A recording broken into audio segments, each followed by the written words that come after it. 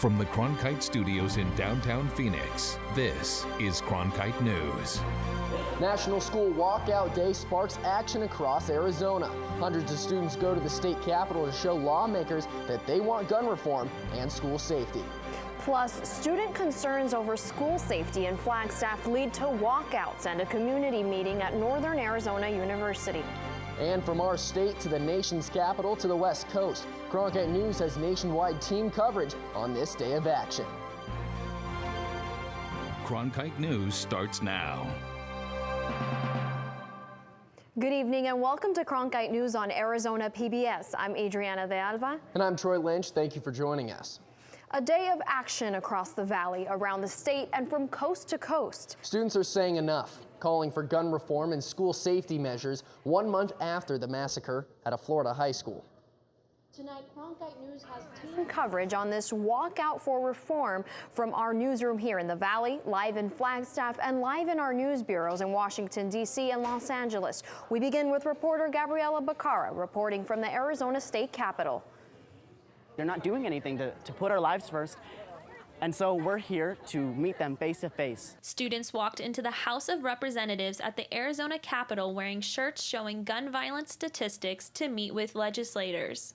Jordan Harb organized this event for those students on spring break on National Walkout Day. He says they want to be heard. We're here to meet with them personally and ask them why they're ignoring us. Democratic Representative Isela Blanc says that she is supportive and hopes legislators will listen. The youth are the most important voice, and the fact that they are willing to take time from their spring break to have their voices heard is powerful. The students were passionate about wanting to see changes with gun safety in their schools. You're going into what feels like a war zone. Senior at Pinnacle High School Jamie Horowitz says walking into school with 2 entrances and guards doesn't feel like a proper school setting. We're going to school, not prison. Like it's not okay. We're supposed to be learning. Sienna Traherne, a middle school science teacher, says that campuses should be safe places for students. It makes you emotional and it makes you so disheartened because that's one of the very few places where you should always feel safe, where you shouldn't have to question what if a shooter comes in. Senior at Anthem Preparatory Academy, Molly Jimerson, says she is a gun violence survivor and doesn't want what she went through to happen to someone else. Gun violence isn't your problem until it is your problem, and it became my problem, and I'm going to do something about it because it shouldn't be anyone else's problem ever again. Jimerson says she was robbed at gunpoint at work. In downtown Phoenix, I'm Gabriela Becerra, Cronkite News. The Puente movement is concerned about increasing police on campus. They came to the state capitol today to let lawmakers know that they're concerned about recent studies that show the disproportionate punishment of minority students by school resource officers. They're also concerned that many cities' officers are also deputized by ICE, which can make undocumented students fearful to come to school.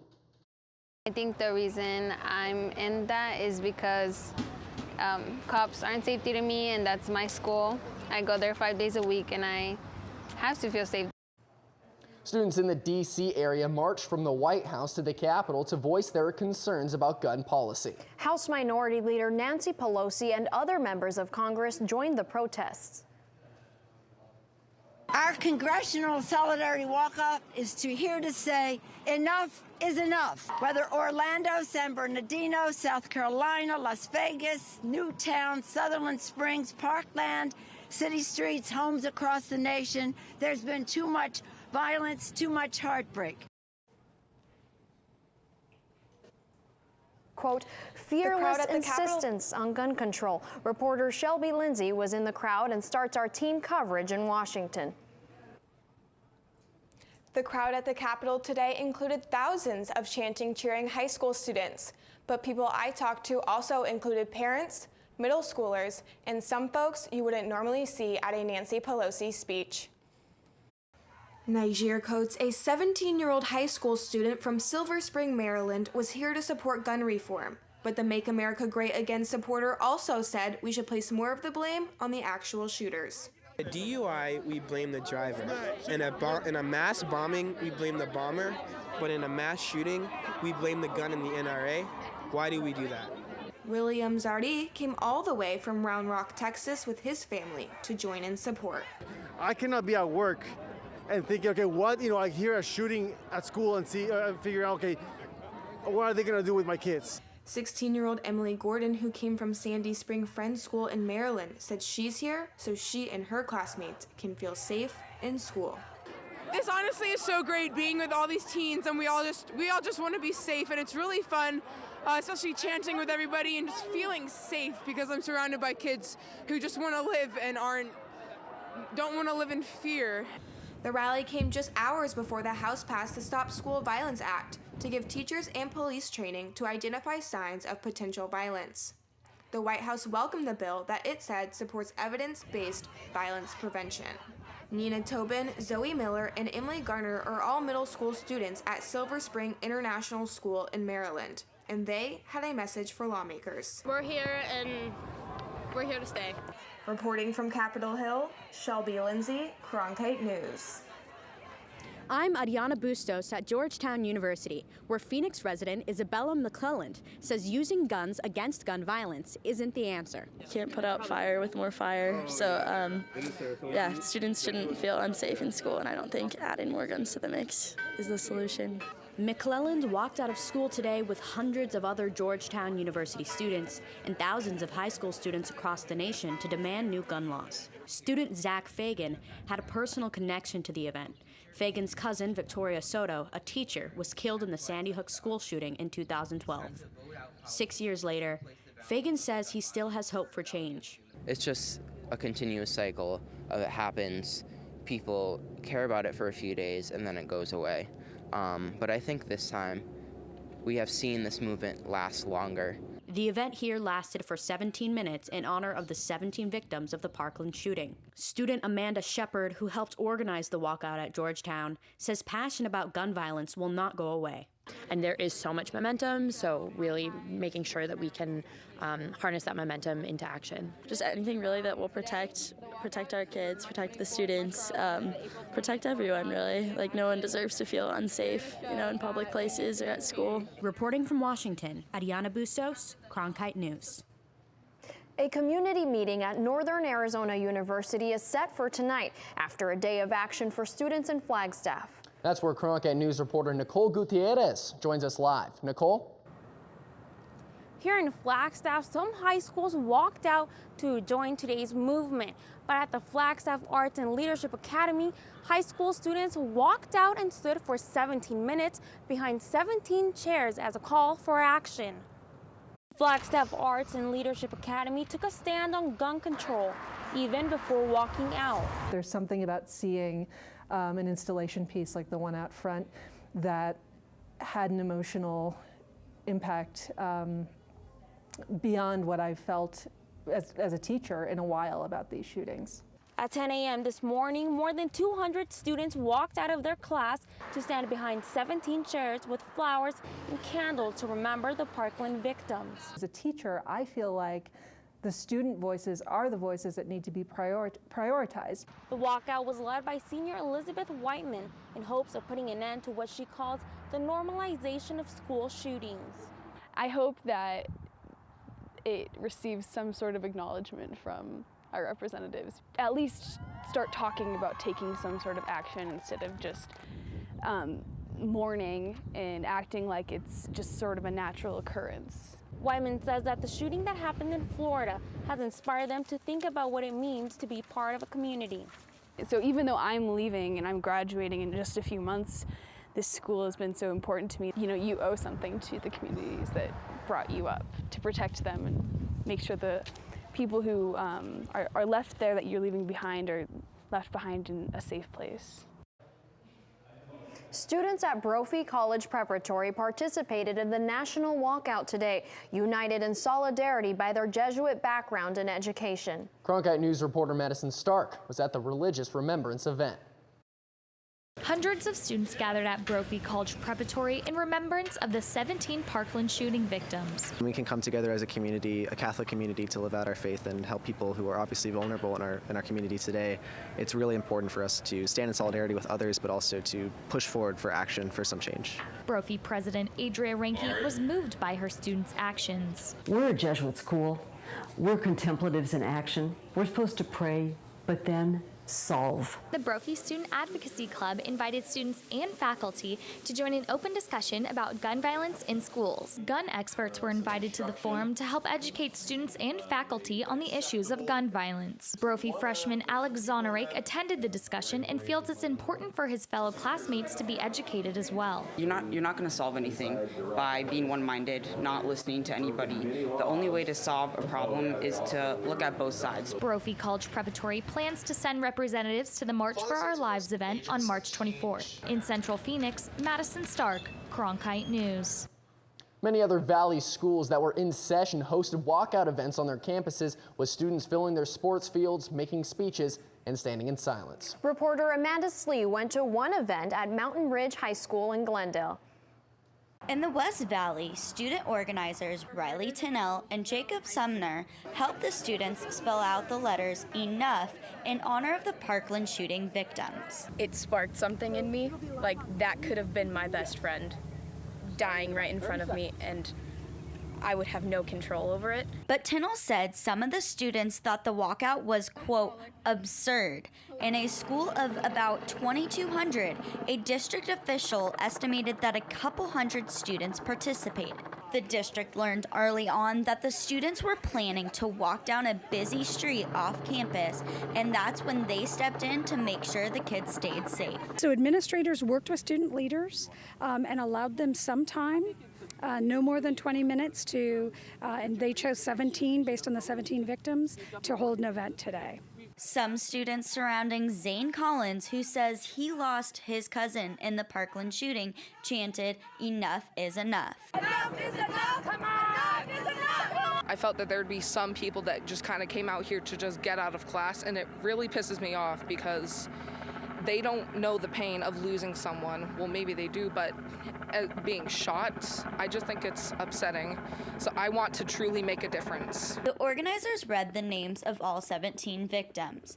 After the 17 minutes, students returned to class. In Glendale, Amanda Slee, Cronkite News. The Los Angeles Unified School District encouraged students to engage in 17 acts of kindness instead of participating in the National School Walkouts. Reporters Brooke DeGumbia and Micah Bledsoe visited 2 Southern California schools.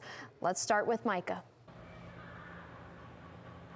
Today, Brooke and I attended 2 different locations, one high school and one middle school, where students staged their own form of protest with very different tactics. Students from Palms Middle School decided to take it upon themselves to coordinate their own walkout after not being able to make arrangements with their front office administration.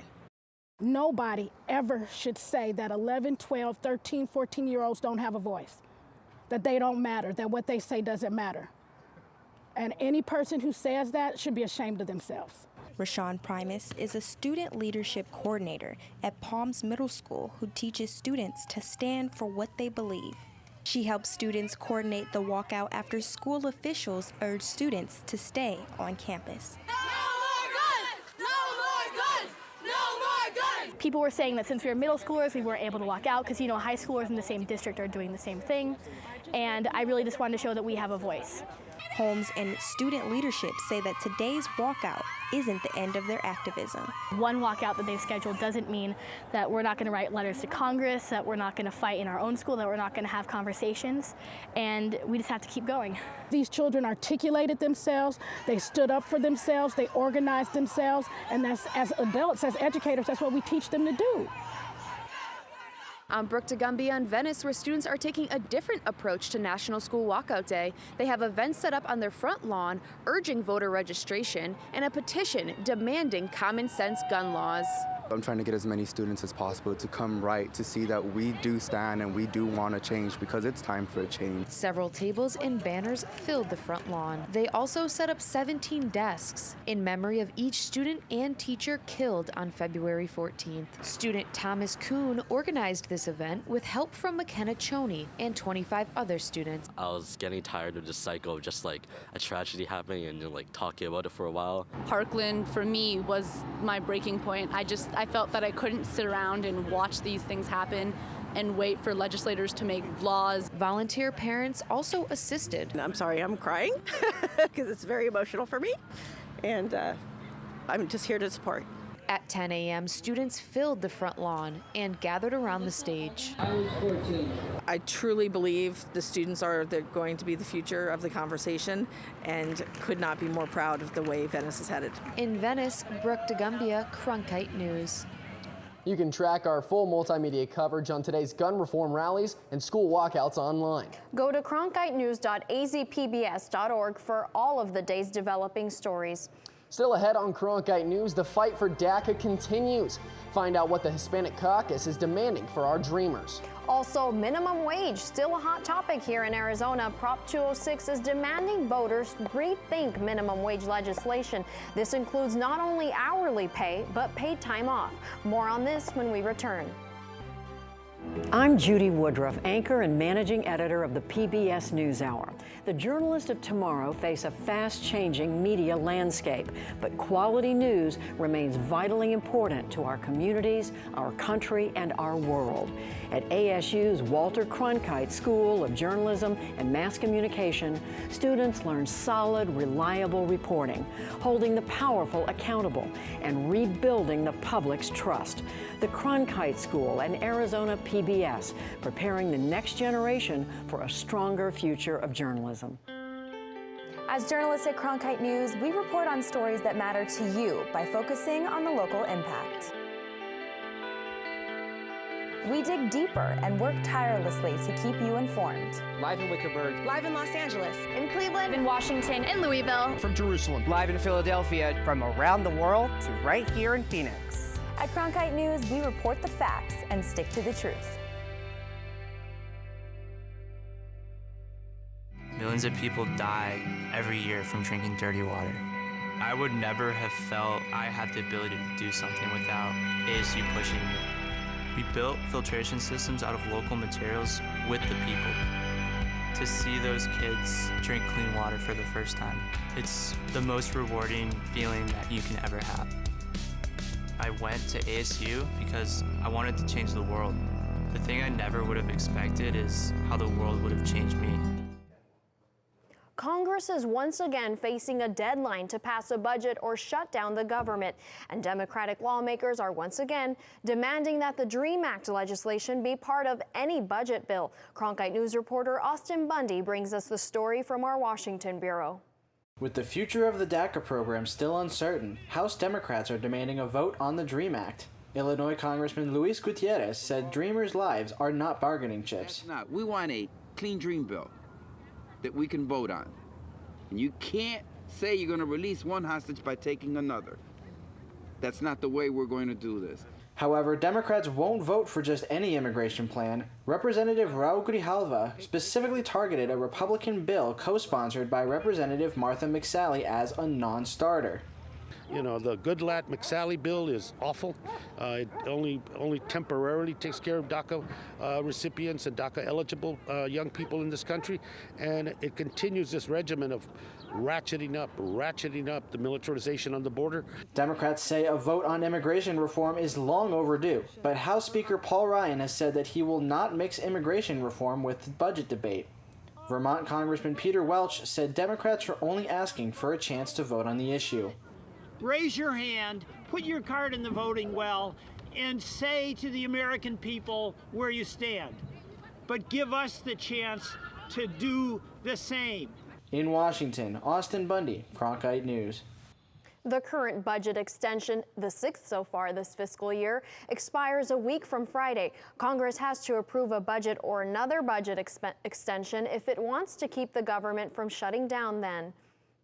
Another twist in the fight over Prop 206, the voter-approved measure to boost the minimum wage. Arizona House Speaker J.D. Mesnard introduced House Concurrent Resolution 2028. The bill would ask voters to reconsider the retaliation provision of Proposition 206 in the November ballot. The provision, as it stands right now, makes it illegal for employees to take any adverse action against an employee within 90 days of the employee requesting minimum wage or paid sick time off. The organizer for Lucha says the bill aims to undo the progress made by the voters. It's a double-pronged attack on Proposition 206.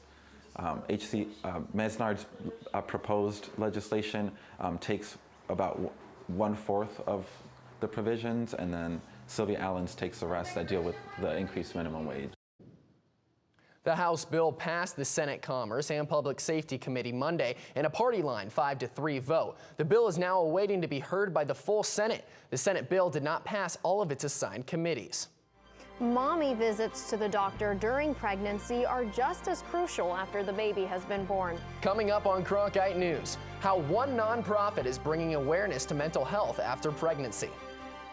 Clouds are bringing cooler temperatures. Your full forecast coming up after the break. I'm Ted Simons, host and managing editor of Arizona Horizon. Join us each weekday at 5:30 and 10 as we bring you the top newsmakers who impact the state. We cover the stories in depth that shape and affect our local communities, and we take the time to ensure that all voices are equally heard. For more than 30 years, Arizona Horizon has been your voice and your source for what matters most, right here on Arizona PBS.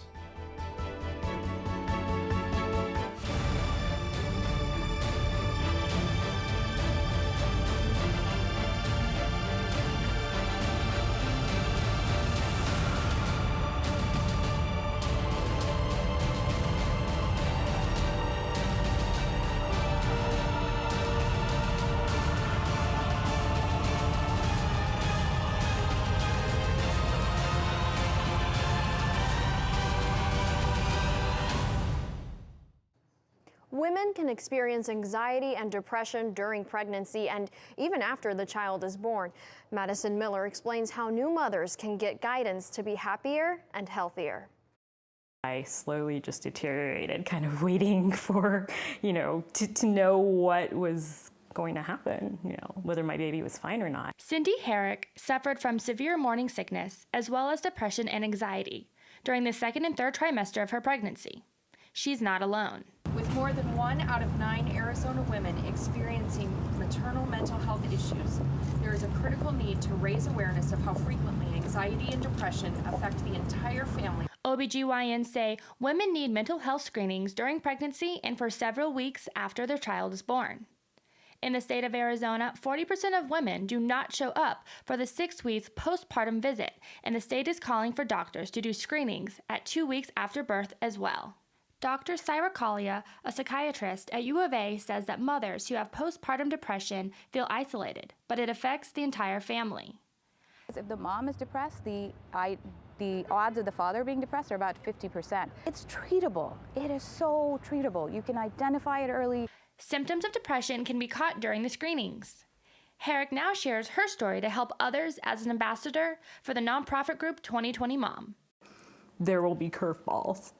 And so I'm very grateful, I think, because having gone through the journey of wondering if I would ever enjoy this journey, I don't take it for granted at all. In Phoenix, Madison Miller, Cronkite News.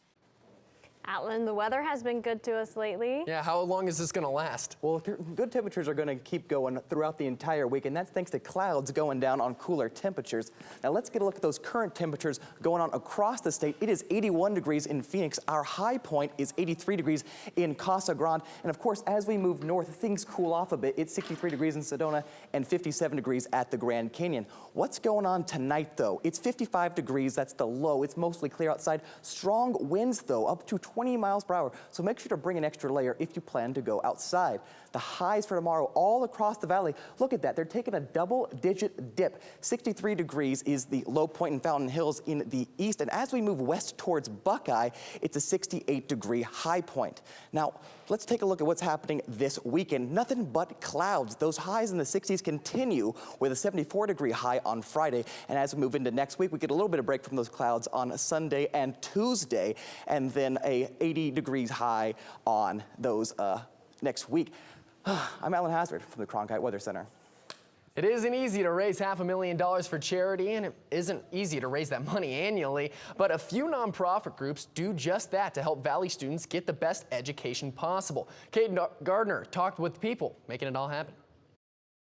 Dinner is over at the Boys Hope, Girls Hope house, and now it's time to talk money. And then a lot of great momentum. Many of these scholars have been living away from their parents since they were 14, part of the program to support their housing, transportation, and tuition at college prep schools. Being able to be mentored and guided through it, that's what helps us get to college. Each scholar, like Roberto Huerta, needs upwards of $16,000 a year to pay for school. That's where the Boys Hope, Girls Hope home steps in to help. It doesn't just stop there. Once scholars are in college, then it goes on to helping you through college, and the process goes on. That's why leaders from groups like Brokers for Kids and Scottsdale Active 2030 are fundraising nonstop. Last year, collecting $500,000. You can only send so many kids based on the money you have, and again, these are exceptional minds. In Arizona, more than 60,000 children attend private schools. Here, 90 scholars who would only have access to low-rated public schools are given a chance to attend highly rated private schools. Scholars from Boys Hope, Girls Hope believe those who are helping them get into college will be there to help them long after they graduate high school. I think that it's what you make of it. I think it's definitely become a family to me. Students, mentors, and organization leaders make sacrifices for one reason. I saw this as somewhere I needed to be in order to be successful, so it wasn't too hard. In Phoenix, Kate Garner, Cronkite News. Boys Hope, Girls Hope Arizona currently has 90 scholars. Of the 90, 32 are now attending college. The program has the goal of adding 6 new spots for scholars every year. That's it for Cronkite News tonight. Thank you so much for joining us. For top Arizona stories anytime, go to cronkitenews.azpbs.org.